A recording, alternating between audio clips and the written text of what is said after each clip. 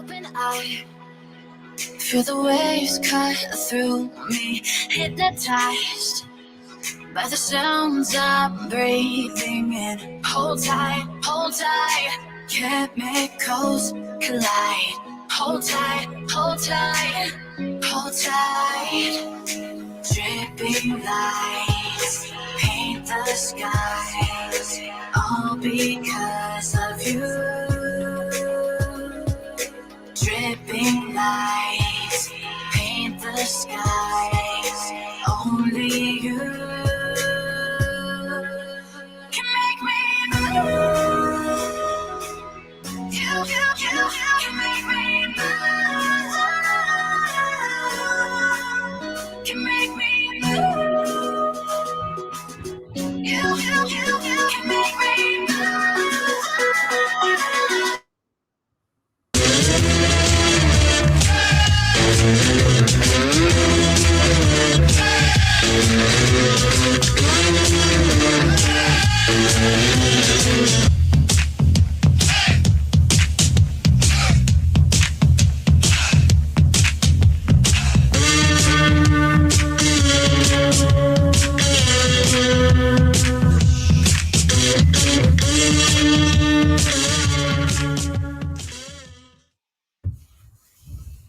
And I believe we are up and running. And here we go. So, how's it going, everybody? We are back for episode 12, I believe, of the 2-on-0 Hockey Show. We've done a lot of these, so it's kind of hard for us to keep track at this point, but I believe it's episode 12. So with that being said, that's Andrew Marisi. I'm Carter Bentavenga. Thank you for joining us today. Your two co-hosts with nothing standing in the way of covering the greatest game in the world, being hockey. Now that we got our little intro out of the way, Andrew, my friend, how are you doing today? Doing all right. It's kind of a relaxing day for me. Just kind of chilled in my home with my dog, and kind of just rested for the whole day. How about you? It was everything but a relaxing day.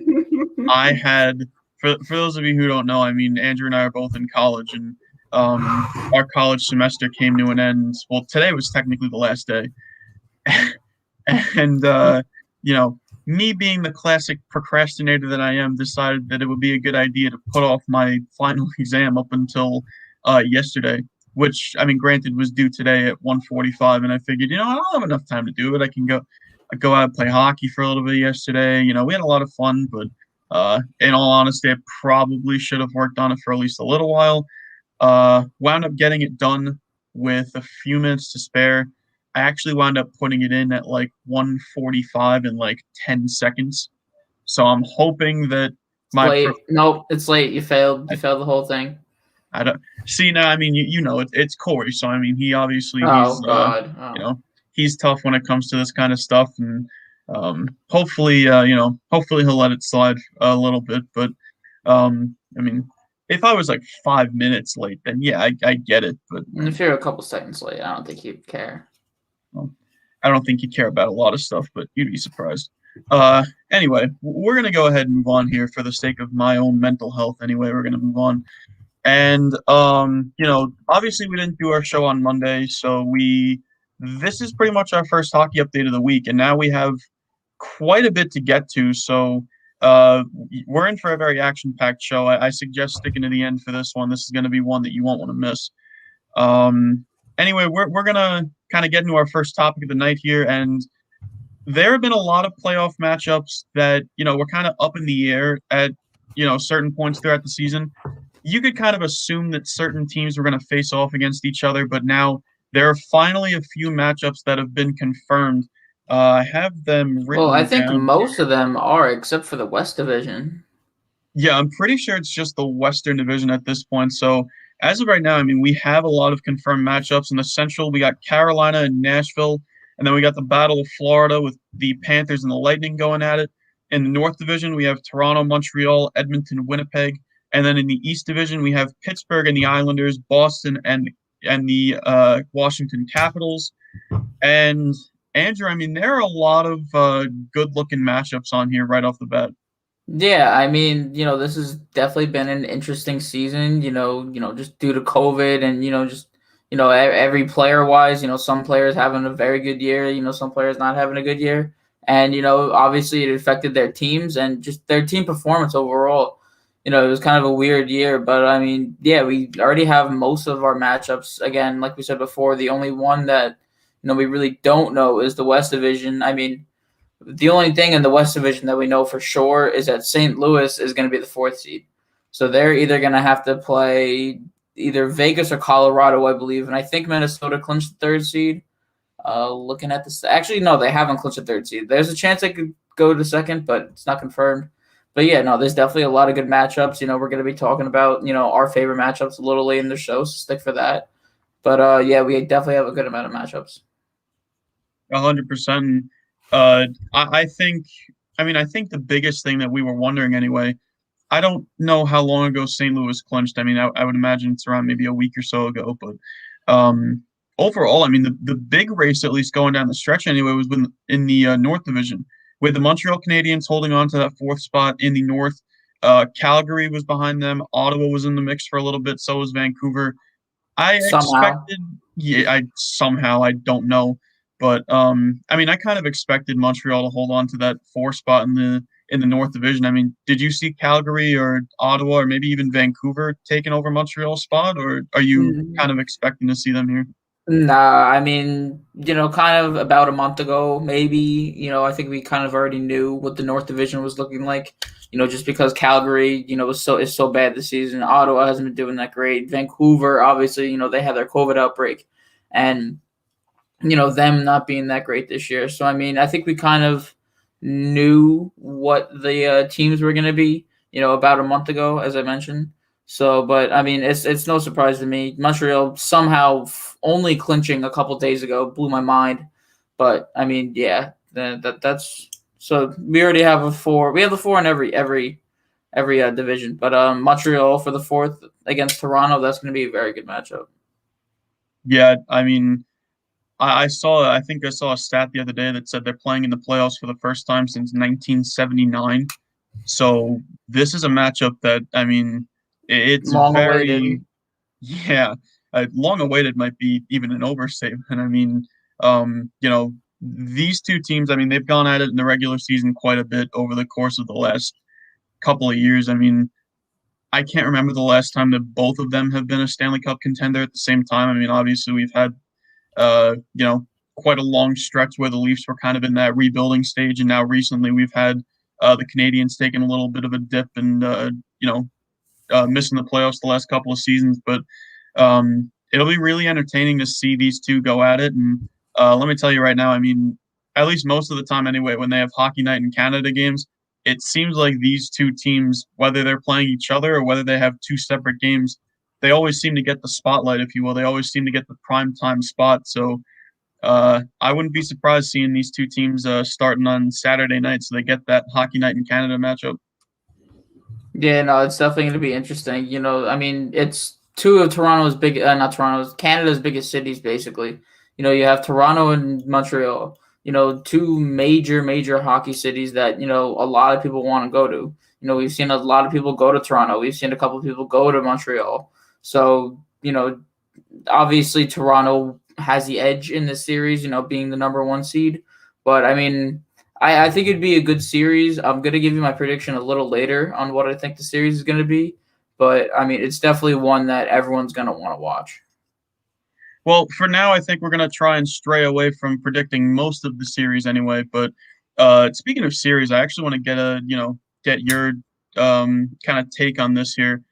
If you're looking at all the series on paper, at least the ones that are confirmed, again, we're still waiting on the Western Division, but I mean, you can kind of assume that, it's going to be, at least going off it right now, it'll be Colorado, Minnesota, Vegas, St. Louis. So we'll kind of leave them out of it right now. We're going to wait up until they actually, clinch a certain spot in the division to really get into predictions with that. But if you had to look at the matchups that we were talking about before, in any of the 3 remaining divisions, if you have to pick one, or maybe even there might be a few that maybe catch your eye, what series are you paying attention to the closest? Well, you mentioned, there's definitely a couple that, I have my eyes attached to, that are glued to.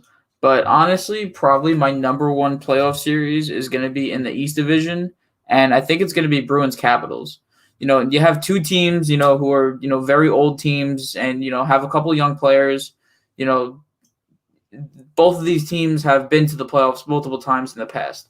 So, they know what it takes. Washington winning in 2018, and I believe the last time Boston winning in 2013, I believe, maybe, or maybe even earlier. I'm not 100% sure. But, you have Chara against the Capitals. This is Chara's first season, not on the or not against the Capitals, against the Bruins, excuse me. But Chara playing against his old team, and then you have one of the best goal scorers of all time in Alexander Ovechkin playing against one of the best young goal scorers in today's generation in David Pastrnak. So it's definitely going to be a very interesting matchup. I think, honestly, if I'm going to be honest, I can see the Bruins winning this in five games. I don't know why, but I just think that Bruins team is something special. I think they have what it takes to go all the way this year, but I mean, we'll have to see. Yeah, I would agree. And I'm actually going to take a little bit of a different route. I mean, these two teams would normally be playing in the Eastern Conference. They're in the Central Division this time around. I think the Battle of Florida is one that we really got to keep our eye on. I mean, this has been, I think, one of the more underrated rivalries in the NHL over the course of the last couple of seasons. It's similar to what we were talking about with Toronto and Montreal, right?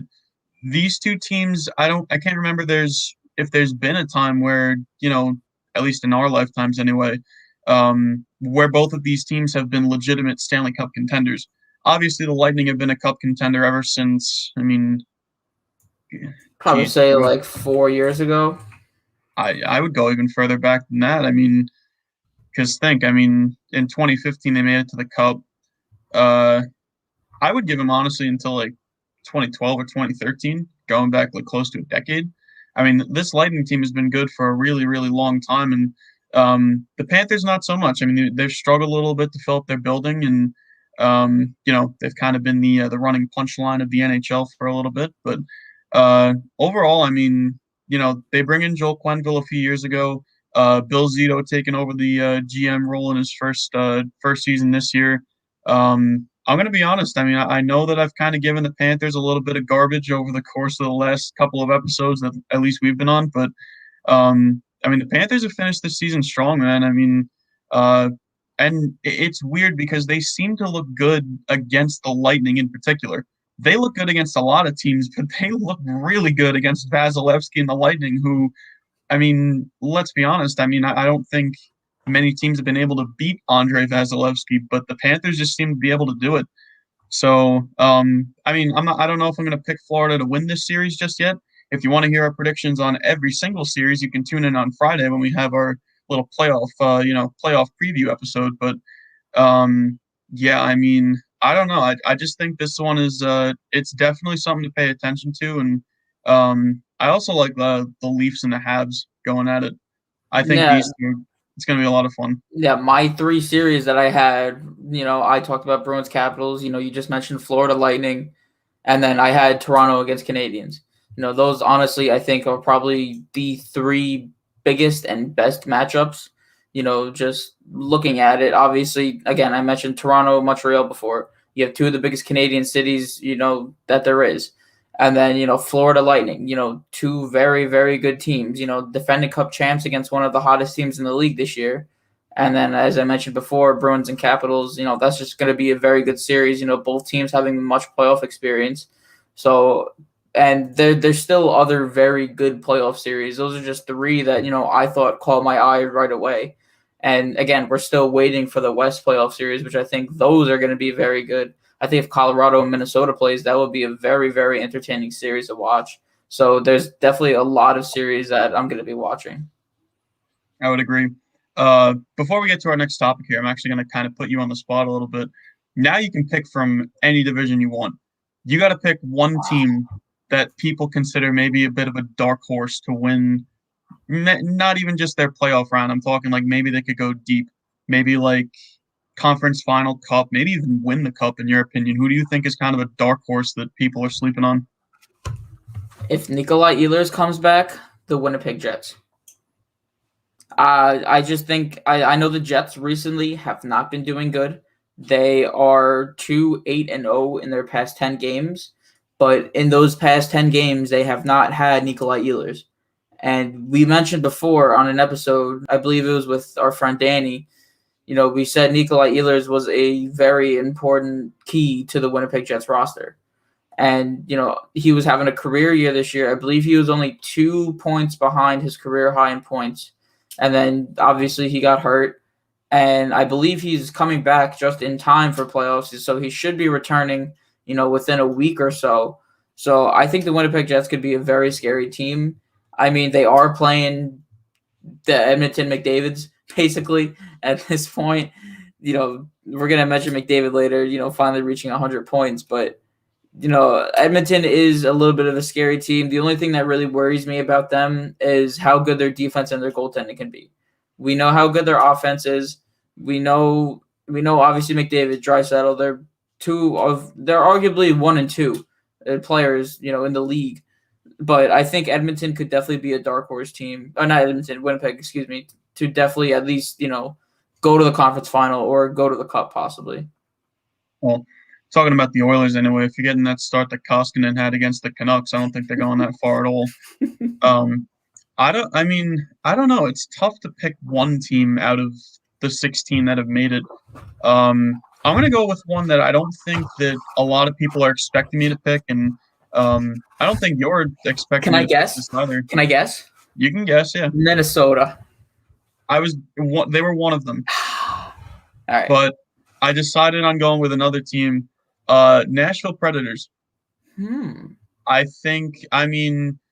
They're playing the Carolina Hurricanes, who are a very, very good team as of right now, but Carolina's faltered a little bit. They've lost 3 in a row. They're only 5-2-3 in their last 10. If you're looking at the Nashville Predators here, they've won 2 in a row, including a big 5-0 win over those same Carolina Hurricanes.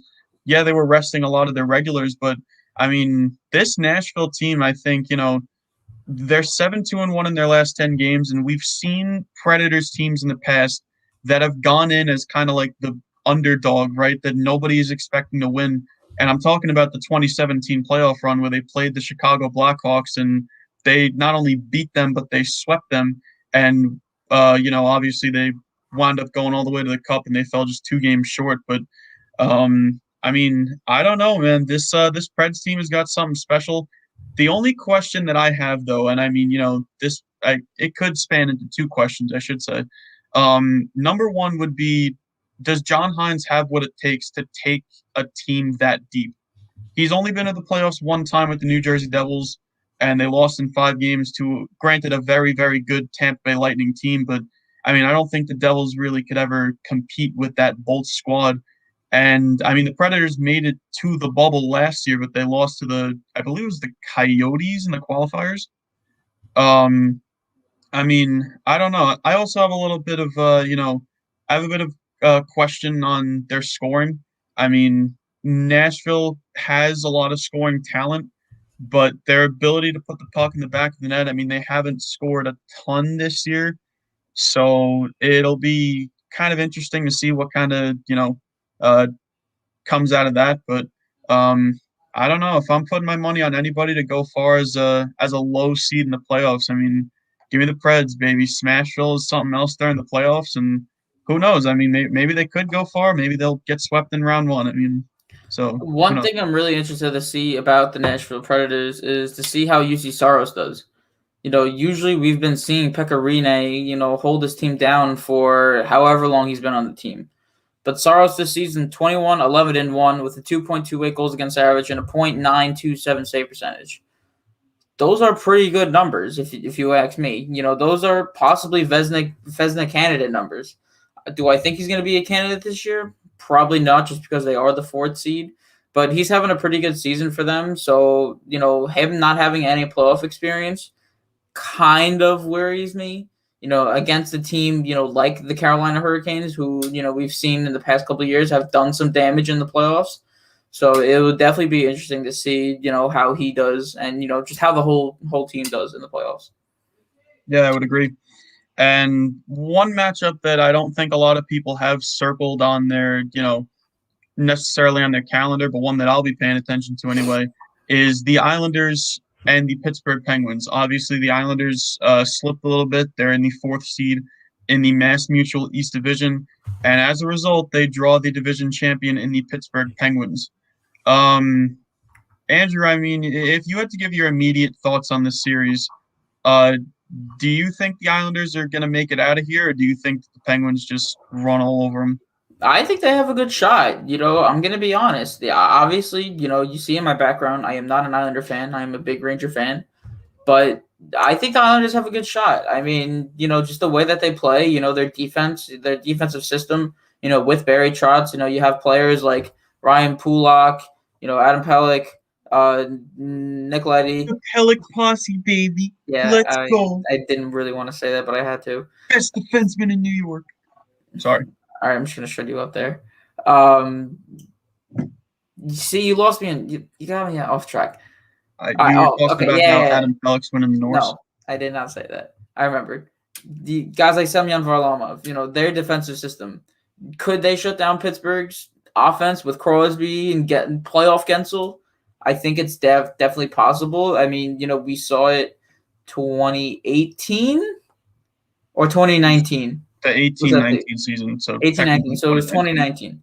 So that was, you know, that was a shocker. I remember we were on senior trip and we were like, I don't even know if you were expecting to win that game in 4. You know, I certainly wasn't. You know, that series was just phenomenal for the Islanders. Could they do it again? Doubt it. I mean, their offense scares me, like you said with Nashville before. You know, sometimes they can pop, but sometimes they could just be dead.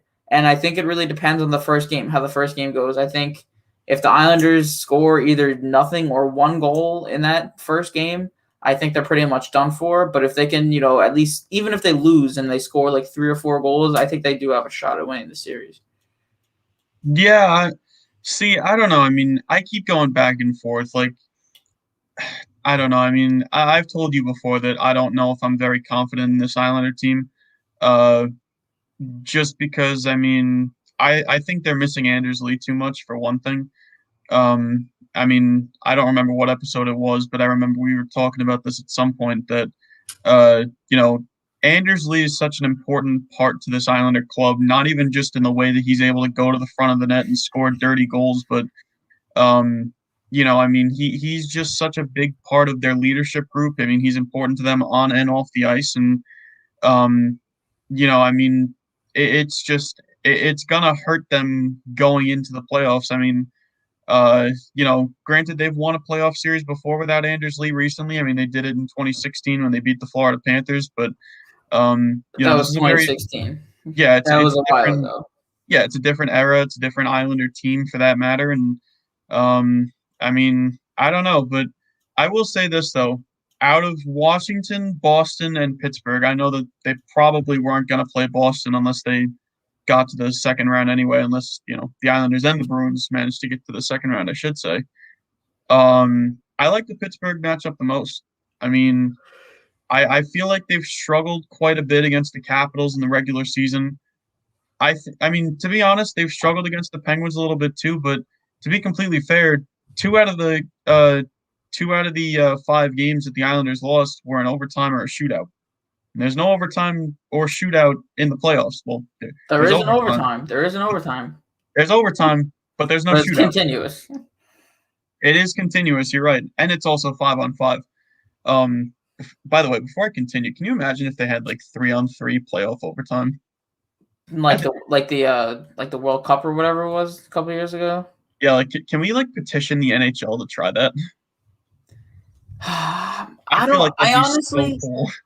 Listen, as much as I would love it, I just think that the playoff overtime format that they have now is better. You know, we've seen a lot of overtime, you know, plays, you know, in the past couple of years, you know, that have, you know, been 5-on-5 and, you know, just, you know, and just even like going into extra overtime. You know, I feel like if you have 3-on-3 overtime, it's going to last 5 minutes. Not even. That's true. And, you know, I feel like the way that the NHL playoffs is and why so many people love it, it's just because that, you know, it's continuous. we see in a lot of sports, it's like mostly like stops after one overtime. Sometimes that doesn't happen in the NHL. We saw it last year with Columbus and Tampa going to 5 overtimes, I think it was. Yeah. That's what that attracts everyone. That's like a headliner in a news page. Columbus, Tampa, 5 overtimes, basically 8 periods. So, I mean, I kind of like the way that it is now, but I can see why other people like you would like 3-on-3 overtime, but I think I would probably stick with the same format. I agree. I think it's a classic, but I mean, if they ever got the opportunity to try it out, maybe you should try it in like the AHL or something and see how that Maybe, works. yeah, And then you I can would move say up. that, yeah. Because I know that's how the 3-on-3 overtime even became a thing. But we'll leave that for another conversation for another day. Maybe we'll have like a debate type show where we can do that. So if you guys want to see us do that, be sure to let us know. We're open to pretty much any idea, as long as it's not talking about how Adam Fox is better than Adam Pelech, which is not true. I'll talk about that for a whole hour. I won't. Pelech posse, baby. Let's Yeah, go. because it's not true. It is true. But anyway, I lost my train of thought. If I'm being Yeah, good. Oh, right. Islanders Penguins. Yeah, I mean, like I said, the Islanders have struggled at times against the Washington Capitals over the course of this past regular season. I feel like the Islanders, yeah, they lost the season series to Pittsburgh, but I feel like most of those games were fairly close. I mean, the one game that the Islanders lost to Pittsburgh that was even somewhat of a blowout was 6-3 back on March 27th, right? I have the season series up right here. First game of the season, 4-3 Islanders in regulation. Second game of the season, ended in a shootout. Penguins win the third game of the season 4-1. Penguins win the next game 3-2. Penguins win again 4-3 in overtime. Islanders win 2-0 on February 28th. Penguins win 6-3 March 27th. And then the Penguins win 2-1 most recently back on March 29th. So overall, I mean, these games have been really, really close. Yeah, the Islanders haven't come out on the winning end of some of them, but I mean, these have been close games that, if the Islanders get another bounce or two, we could be talking about a completely different season series. Yeah, I mean, again, like I said before, I think it's going to be a very good series. We saw what happened in 2019, when they played in the first round. I don't remember what the games were. I don't know if you remember. I know the first game went to overtime, and that was pretty much it. That's all I remember. But, I mean, like you said, most of the games this season that they've played have been very, very close games. So I think if the Islanders, defense can shut Pittsburgh's offense down, I think they have a very good shot at winning. Well, as long as they got this guy, let's go, baby. It's like you want me to leave. Third Pelech posse mentioned of the show, best player in the show, baby. What's wrong, Andrew? You don't like admitting Pelech's elite? No, it's okay, guys. He knows he's elite. It's all right. Andrew's the biggest Pelech fan out there. He was talking to me the other day how he wants his jersey. Excuse me? That's what you told me the other day.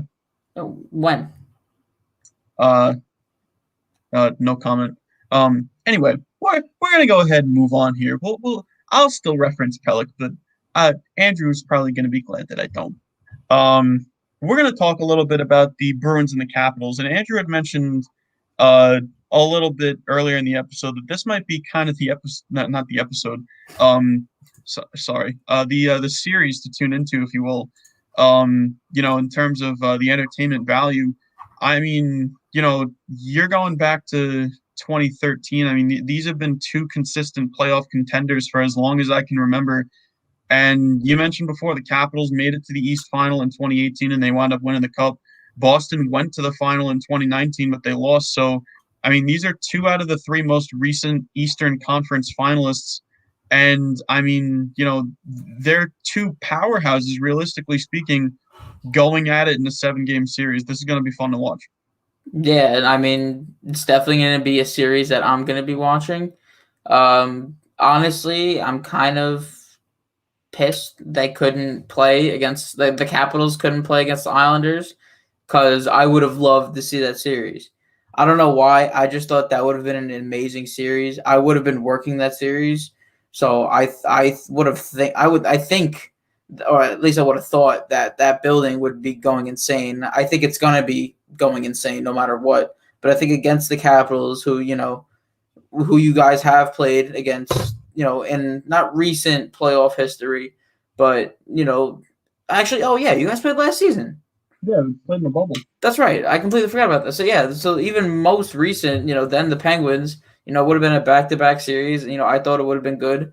But I mean, like I mentioned before, you have Alexander Ovechkin, who is possibly the greatest goal scorer of all time. I would consider him to be the greatest goal scorer of all time, even if he doesn't break Wayne Gretzky's record. And then you have guys, like Brad Marchand and David Pastrnak, who, Marchand's not that young, but Pastrnak's, one of the younger goal scorers. I believe he just hit 200 goals a couple games ago. So he's definitely going to be fun to watch in this series. And then the goaltending. And one thing I'm worried about is I don't know who's going to start for the Capitals. You have Vitek Vanacek, who's been doing very good all season as a rookie. And then you have Samsonov, who's been, I believe he was hurt for a little bit, and now he's kind of starting to get back. So who do you have starting for that series? That's a good question, to be honest. I mean, I guess you kind of got to ride with the hot hand. I mean, I would go Vitek Vanacek, considering he started last night when these two teams played. I mean, I don't know, to be honest, because in the past, I mean, you could kind of turn to Braden Holtby, who could be that veteran presence kind of, and you really wouldn't have to put any kind of pressure on Vanacek or Samsonov, considering they're both fairly young. One thing to note here actually is that Samsonov wasn't even, last year in the bubble against the Islanders, he had, actually, no, that's not true. It was Braden Holtby who started the majority of those games, and I think Vanacek was the backup because I don't think Samsonov even went to the bubble. I don't think. I'm pretty sure it was hurt. So this could be Samsonov's playoff debut coming up against the Washington Capitals. I'm probably wrong about that. I mean, I don't think he played against the Islanders anyway in the bubble. I'm sure I would have remembered that, but nonetheless, I mean, it could be something to watch. I mean, not every goalie.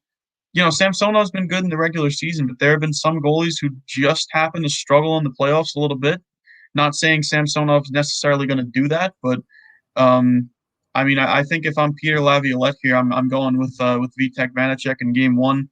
The nice thing is you can kind of, I mean, they're not quite on the same level that Vegas has with Fleury and Leonard, but Samsonov and Vanacek are kind of interchangeable, right? There's really no definitive starter over the other one. It's kind of like a 1A, 1B type of thing. It's kind of like what's going on with, Vegas. You have to, obviously, they're not as good as Vegas as goalies, but, it's like a Flower and Leonard type deal.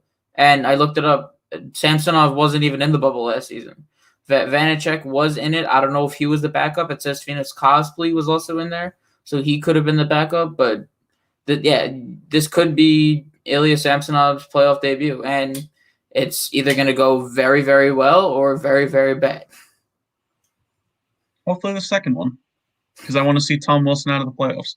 Yes, that's another thing I'm sure you. That's why I kind of wanted. Yeah, that's why I kind of wanted them to play the Islanders, because I think the Isles probably would have beaten him up with Matt Martin. Beating up Tom Wilson. Screw that guy. Giving him a good whack in the back of the leg with your shovel. Whoops, sorry. Oh, whoops, my bad. Didn't mean that. My bad. Totally didn't mean that. Sorry, bro. Yes. Yes, finally. Yeah, I mean, I don't know. I would probably go Vanacek in Game 1, but I mean, I think, didn't you mention earlier that you thought the Bruins were going to win the series in like 5 games or something like that? Or I could definitely see it. Yeah. See, I see this series going a lot longer than that. I see this going I think 7 games, in my opinion. I think this goes 7, and I mean, I don't know. I don't know. It's tough because these two teams I know the regular season really just doesn't mean much when it comes to the playoffs, but these two teams have played such an even regular season series that it's so hard for me to even predict who I think would win out of these two. I mean, at this point, I think you just have to pretty much compare their offense, defense, and goalies. I mean, I don't know about you, but I think Boston probably gets the edge in terms of offense. I would say so, yeah. I mean, especially with the addition of Taylor Hall, who, I've been mentioning, I feel like almost every episode. I think he's just a very perfect fit for that team, and I think he will take that team to the next level. I mean, Washington also has they have more depth in my opinion than Boston does, but at the same time, Washington's third and fourth line aren't much scorers. They're more, kind of that gritty defensive presence that I think every playoff team not only needs, but I think a lot of them have it if you're looking at a lot of playoff teams around the league. So, I don't know. I mean, this will be an interesting one. All I'm gonna say is I think it goes 7 games. If you're asking me to pick a winner, I can't do that just yet. Maybe by Friday when we have our playoff special, I will have a winner for you. But as of right now, I'm just gonna say it goes 7 games. Who wins? I don't know. Flip a coin. I don't know. We're gonna go ahead and move on here to our next topic, and this is something that I think Andrew got very happy to see, at least this morning anyway. The Rangers have let go of legendary head coach David Quinn. He was a Rangers legend. That is true. Okay. He made it to a whole 3 qualifying games in the bubble. Let's go, baby. No, but on a serious note, Andrew, do you think this is the right move for a Rangers team who basically cleaned house earlier after they fired the general manager and Jeff Gordon and team president John Davidson? I think this is the right move for the Rangers. Their past 2 seasons obviously past 3 seasons under Quinn, falling short of the playoffs. I think his first season with the Rangers, no one really expected them to make the playoffs. That's when they got the 2nd overall pick and selected Kaapo Kakko. David Quinn is 96, 87, and 25 under the Rangers. So, and it's kind of weird because I feel like the past 2 seasons, they've gotten the slow starts and then kind of picked it up at the end of the season, but unfortunately missing playoffs in both of those years. And I think even if they had a decent, first quarter of a season, they would possibly be in these playoffs. I'm checking the standings right now. The Rangers they were 11 points behind the Islanders. So, that would have been a good handful of games, but, Artemi Panarin missed 9 games. If the Rangers, if that whole scandal didn't happen, we could be possibly looking at the Rangers being in the playoffs. Do I think it would happen? No. But so yeah, obviously Rangers firing David Quinn, and there's been a lot of rumors flying around on who's going to be their next head coach. Some of the options are Gerard Gallant, John Tortorella, Rick Tocchet, Bruce Boudreau, Claude Julien, I heard, Chris Knobloch, who is the AHL coach of the Hartford Whalers. But I think probably the best fit for the Rangers would be Gerard Gallant. And I don't know if you would agree with that or not, but I mean, we've seen what he's done to teams. He's an offense type of guy, offensive coach at least. And he's had solid goaltending in the past. We've seen him with the Vegas team. He led them to the cup in the first season of the Vegas Golden Knights history. And we saw how good William Karlsson was. We saw how good Jonathan Marchessault was. We saw how good Riley Smith was in the first season under Gallant. So I think with a young team like the Rangers, who are more offensive now than they were in the past, in the past couple seasons, or at least before Quinn, we saw the Rangers as a defensive team. We saw them, just blocking shots. And, our friend mentioned it before in one of our group chats, this is a different Rangers team than it was in 2014. This team now is all about offense. So it's going to be very interesting to see who they choose. I want them to go Gallant. I think the best option for them is Gallant. Yeah, I think Gallant's a good option for the Rangers. I'm not going to lie, though. I can't help but think that, how do you say his name again? I think it's Knobloch, Chris Knobloch. Yeah, Chris Knobloch. I mean, I would think the Rangers give him quite a bit of a look, especially considering, granted he only was on the bench for, I don't even know. I think it was like 4 games or something like that. 4 or 5 games. It was a few games, and especially with that 9-0 blowout of the Flyers. I mean, the Rangers just looked like a different team when Knobloch was on the bench. I don't know if this is a coincidence, or maybe this just kind of happened to fall into place. But, I mean, I don't know. I would consider Knobloch to be one of, if not the leading option to be the Rangers' next head coach, mainly because he's still within the organization. You really don't have to go that far to, or go out of your way, I guess, to interview, to interview him and see kind of what he wants to do with this Rangers club. Gallant would be an interesting fit. I don't think they'll bring back Tortorella. I think that they went down that road one time before and it just didn't work out. I hope not. I don't like as a Ranger fan, and I know a lot of Ranger fans. As much as we used to love Tortorella, I think he would just be a horrible fit for this team. We've seen what he's done to Pierre-Luc Dubois. And that's just one of the young stars that he's dealt with. And the Rangers have a lot of young players.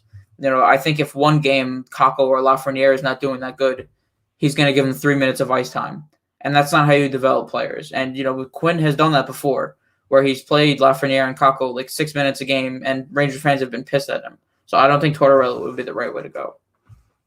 Yeah, I would agree with that. I think it's going to be interesting to see. I think Rick Tocchet gets quite a bit of a look from the Rangers. I think the Rangers are pretty high on him, at least from what I've heard anyway. I mean, I don't know. Tocchet, he's kind of a unique coach because obviously he spent the last couple of seasons in Arizona, who granted the Coyotes, they have quite a bit of offensive talent on that team, but they're not the best in terms of scoring. But I do think that if Tocchet were to come to the Rangers, I think that he would kind of implement more of a team defensive system, which might not necessarily be a bad thing for them because let's be honest, I mean, the Rangers, yeah, they can score like nobody's business, but at the same time, I do think they need a little bit of work in terms of tightening up their defensive game and winning some of these closer matchups. Yeah, they're a younger team, but at the end of the day, especially since the expectation coming from upper management, i.e., James Dolan, is to be a playoff team, the Rangers got to find ways to win these close games, whether it's 2-1, 3-2, these one-goal games that the Rangers haven't won a lot of, not just last season, but over the course of the last couple of seasons. So I do think Tocchet's a fairly reasonable option for them. You want to hear me throw out like a bit of a hot take here, like an interesting name that maybe hasn't seen the NHL for a couple of seasons anyway?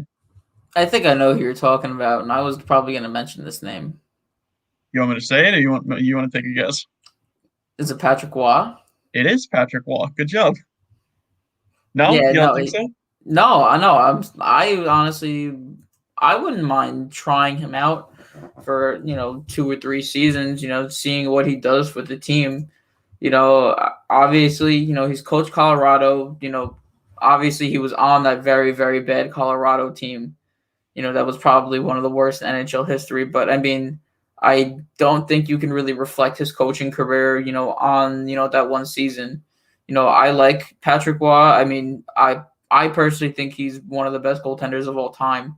If possibly the best goaltender of all time. But I mean, I think it would definitely be interesting to see Patrick Roy as the head coach of the New York Rangers. Do I think they'll look at him? Probably not as much as guys like Gallant or Tocchet or Knoblauch, but it would definitely be very, very interesting to see. Yeah, I would agree. And just to clarify a little bit, I don't mean to correct you earlier, but Patrick Roy actually wasn't on the bench for that Colorado, like the horrendous season that Colorado had. That was actually Jared Bednar's first as a member of the Avalanche. Oh, so interesting. So, I mean, could Patty Roy be making his way to New York? We don't know. I mean, it could happen. I don't think it's going to. I think it's a bit of a stretch, but especially with some of the names that you mentioned earlier. I mean, I think Bruce Boudreau could get a bit of a look too. I mean, granted, he hasn't been on the bench in I can't remember the last time he coached a game, to be honest. I mean, I'm sure it's fairly recent, but probably had to be a couple of years ago. Yeah, I would say so, but I don't know. I mean, I guess if you're the Rangers, I do think the one thing though that I think the Rangers should do, and I think they will be doing it anyway. You want to take your time with a decision like this, right? You don't want to be rushing into anything that you're going to wind up regretting and anything that you're going to, be looking back on in 3 or 4 years and realizing that you just tore your young team apart. You really want to take your time here. You want to get a coach who not only can kind of utilize the young talent that the Rangers have, but at the same time, take the Rangers to that next level as to where they should be. You want to start developing this team into a playoff contender? That's great.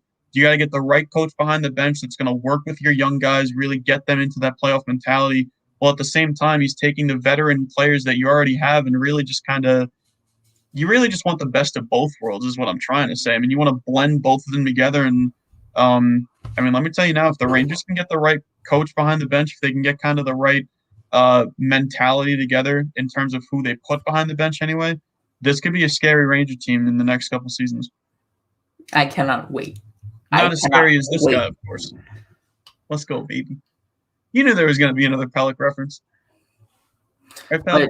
Bruce Boudreau last coached in 2019-2020 with the Minnesota Wild. He did get fired that season, so it hasn't been, that long ago, until we saw, Boudreau behind the bench. So it would definitely be interesting to see. And you said the Rangers could be a scary team.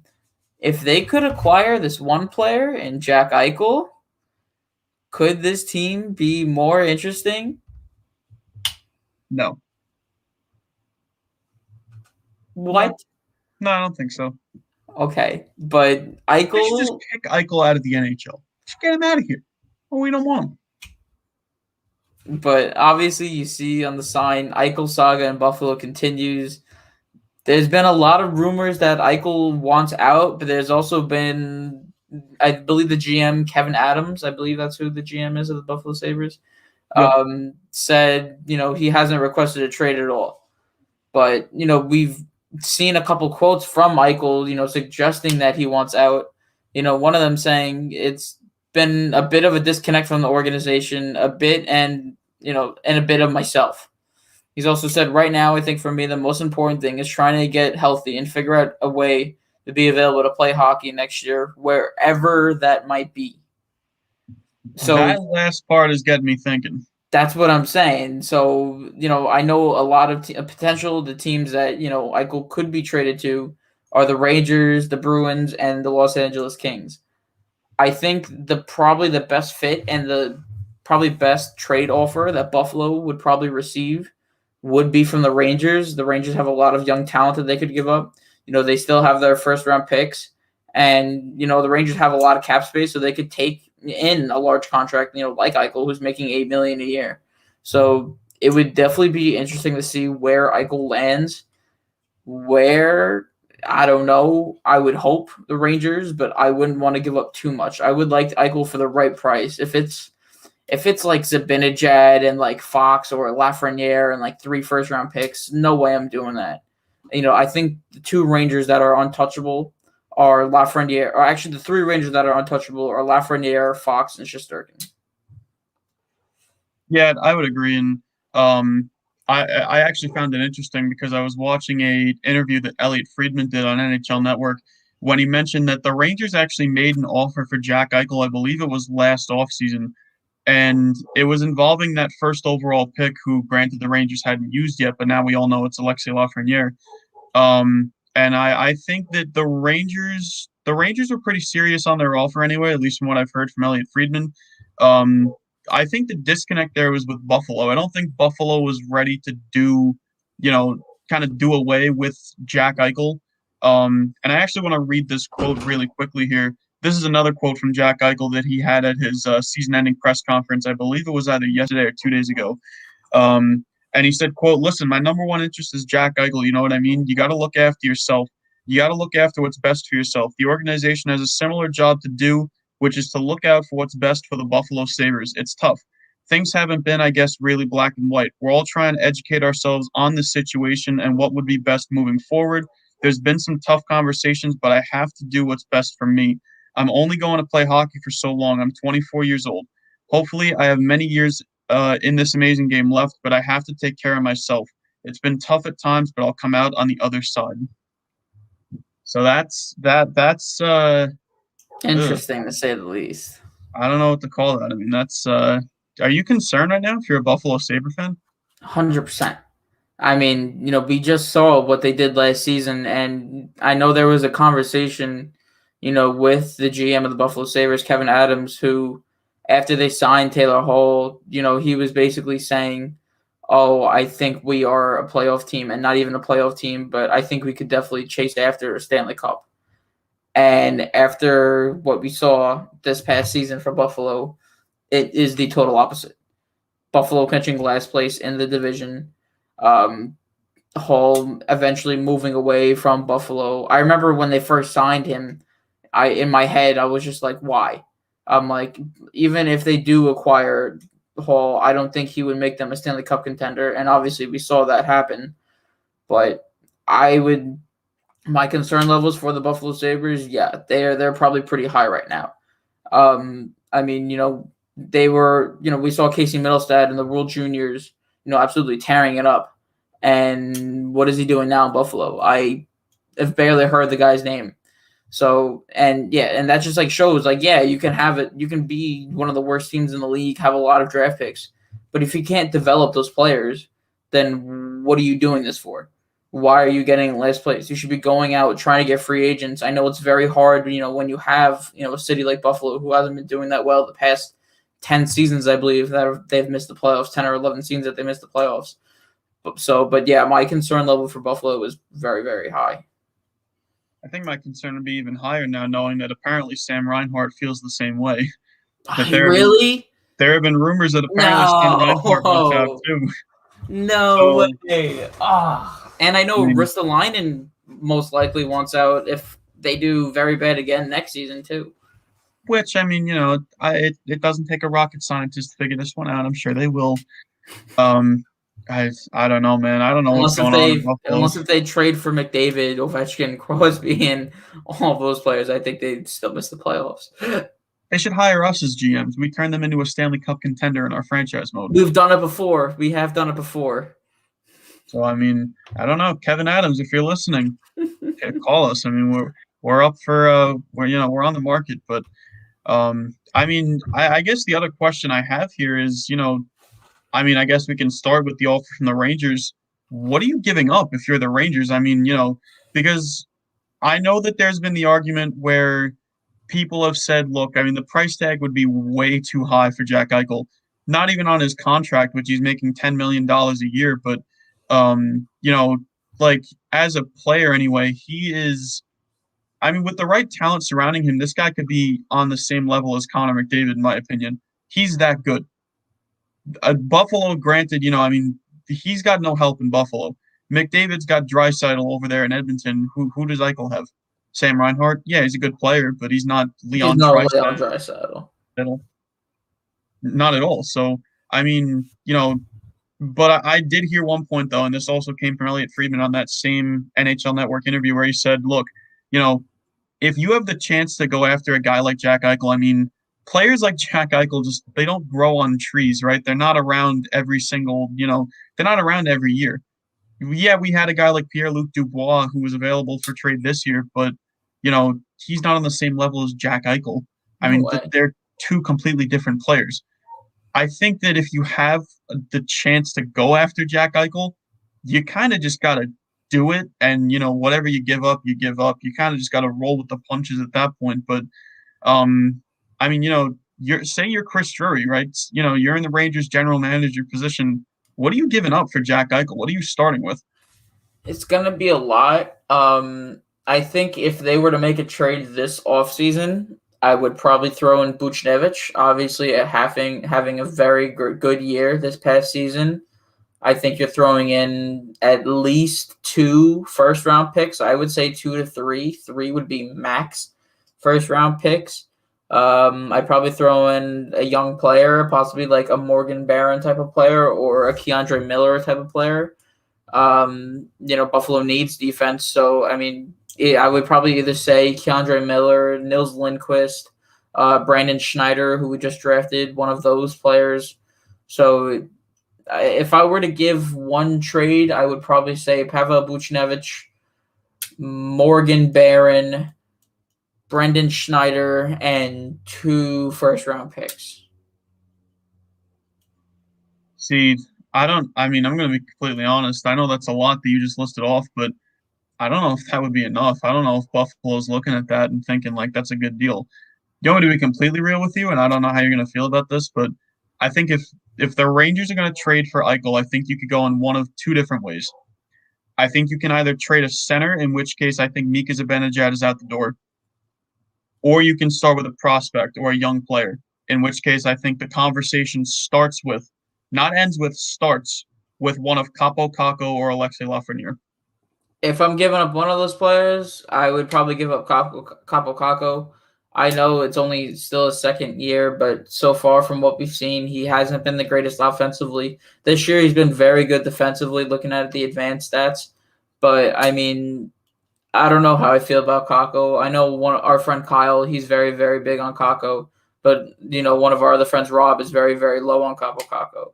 So it would definitely be interesting where the Rangers decide to go if they do trade for Eichel, if they do put in one of those players.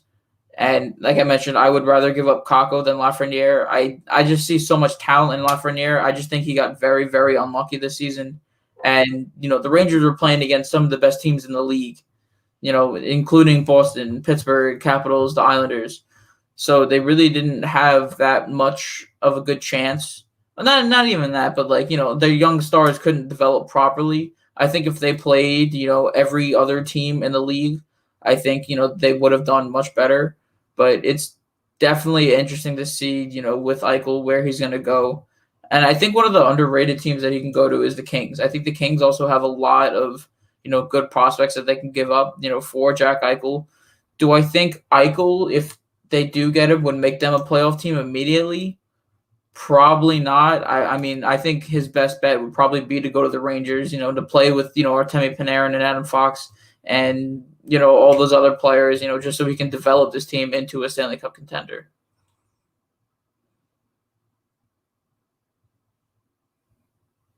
Sorry about that. My mic was muted. If you can't hear, I think my dog's barked in the background, so I apologize for that. But one thing that I kind of, I got to wonder and kind of think about anyway is, at least going into next season, 21-22, Eichel, this is the last year of his current contract anyway, where he doesn't have a no movement clause.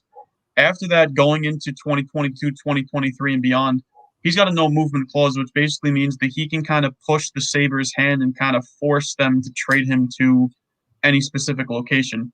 So, I mean, do the Rangers, sorry. Do the Sabres go ahead and do that maybe? I mean, I don't know.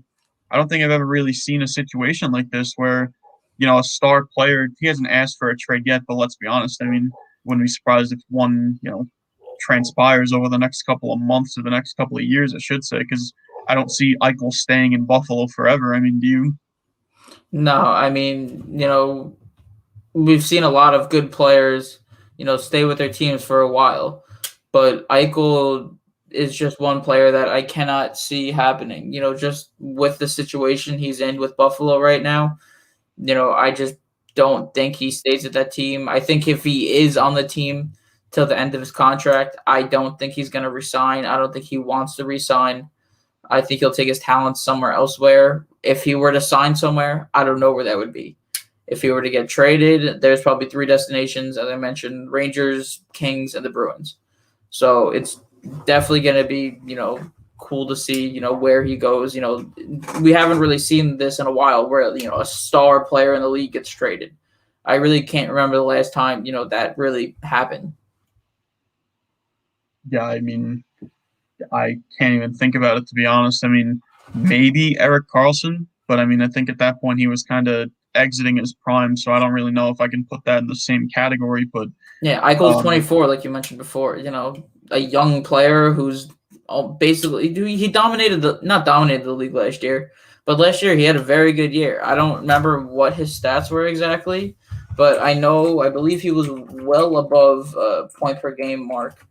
So could he be better with the Rangers? With playing with Artemi Panarin, it's definitely possible. I mean, yeah, last season, 36 goals, 42 assists, 78 points in 68 games. That's pretty good stats to me for a team who was one of the worst in the league. Yeah, I mean, I don't know. It's going to be interesting to see what happens with Eichel. But here's the thing, though. I hope, for the sake of the Sabres fans, I hope that they're able to trade him, and I hope that they're able to get a lot out of him, because I witnessed it firsthand with John Tavares when he was leaving in free agency a couple of years ago, or when he wound up leaving in free agency. I don't think anybody really knew what he was going to do, but the big thing surrounding him was, oh, the Islanders should trade him. The Islanders should deal him at the deadline. They need to get something out of him. And nothing wound up happening. And sure enough, he leaves the free agency and he goes to the Toronto Maple Leafs. I think if you're the Buffalo Sabres, you definitely want to take time with Jack Eichel because you want to listen to all of the offers that you get. But at the same time, you don't want to make a deal for the sake of making a move. Yeah, I mean, Taylor Hall had a no movement clause as well this past trade deadline, when he went to the Boston Bruins. But let's be honest here. I mean, the Buffalo Sabres really didn't get, I would say, a good value out of Taylor Hall. Anders Bjork has been a good player for them, at least over the course of the last couple of games anyway. I mean, I know he had a 2-goal game against the Islanders. But I mean, let's be honest. I mean, he's a bona fide AHL forward. He may be an NHL forward on a Stanley Cup contender. I mean, he's a third or fourth liner at best. So that's not really the value that I was expecting them to get out of Taylor Hall. But I don't think they're not gonna waste their time with Jack Eichel. If they're gonna move him, they're gonna move him for the right price, wherever that may be. But I guess we'll kind of see what happens. So I don't know. We'll see what happens with that. But wow, okay, we're out of time already. Wow, I mean, we didn't get to a whole lot here. Well, that's not true. We covered quite a bit, but quick update here: the Montreal Canadiens and Edmonton Oilers are actually tied at 3. Cole Caulfield just got a goal and his first career assist as well. So 3-3 in that game in the middle of the third period. We got Toronto, Ottawa at 8 p.m., Vegas, San Jose at 9, LA, Colorado at 9, and Minnesota, St. Louis as well at 9 p.m. So, wow, that was a fun episode that went by quickly. Andrew, before we go, do you have anything you want to say to the people? Yeah, I just want to mention, last week, we weren't, last episode we weren't here, so we couldn't go over the 3 stars of the game, the week, I should say. But the 3 stars of the week, number 1, Connor McDavid, no surprise, finally hitting 100 points on the year. Congrats to him. Number 2 being Kirill Kaprizov, just doing unreal stuff for the Minnesota Wild. And then number 3, Marc-Andre Fleury. Obviously him and Leonard have been, going back, fighting for that playoff, starting role. But, both of them obviously having very good seasons. Couldn't have said it any better myself. So with that being said, that's Andrew Marisi. I'm Carter Bentavenga. We're going to call it a night here. Thanks for tuning in, everybody, and we will see you on Friday with our Stanley Cup playoff special. Definitely make sure you're there for that, and good night.